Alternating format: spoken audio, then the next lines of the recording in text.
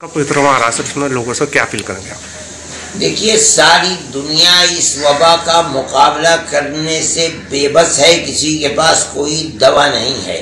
आज तक सारी दुनिया जो बात कह रही है वो एक ही है कि इज्तिमाइयत नुकसानदेह है और फासला बनाए रखना ज़रूरी है ताकि इस मर्ज से बचा जा सके। इसलिए हमारे बुजुर्गों ने, उलमा ने, सब ने मिल कर के सारी दुनिया के अंदर ये फैसला किया कि इज्तिमाइयत मजहबी मकाम पर होती है, मस्जिद के अंदर भी होती है।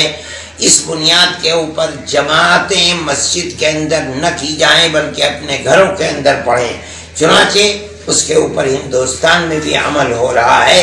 अब सामने रमज़ान का महीना है जो बड़ी खैर व बरकत का महीना है और मुसलमान अल्लाह की रहमत और उसकी मग़फ़िरत को हासिल करने के लिए रमज़ान में इज्तिमाइयत करते हैं और मस्जिदों के अंदर मजमा होता है। लेकिन चूँकि मौजूदा सूरत हाल इंतहाई गंभीर है और मर्ज हिंदुस्तान के अंदर भी बढ़ता चला जा रहा है, बचने के लिए ये ज़रूरी है कि तरावीह का एहतमाम ख़ास तौर पर जिस तरह हम अब तक मस्जिदों से अलग होकर के जमात करते हैं, इसी तरह तरावीह को भी अपने घरों के अंदर पढ़ा जाए।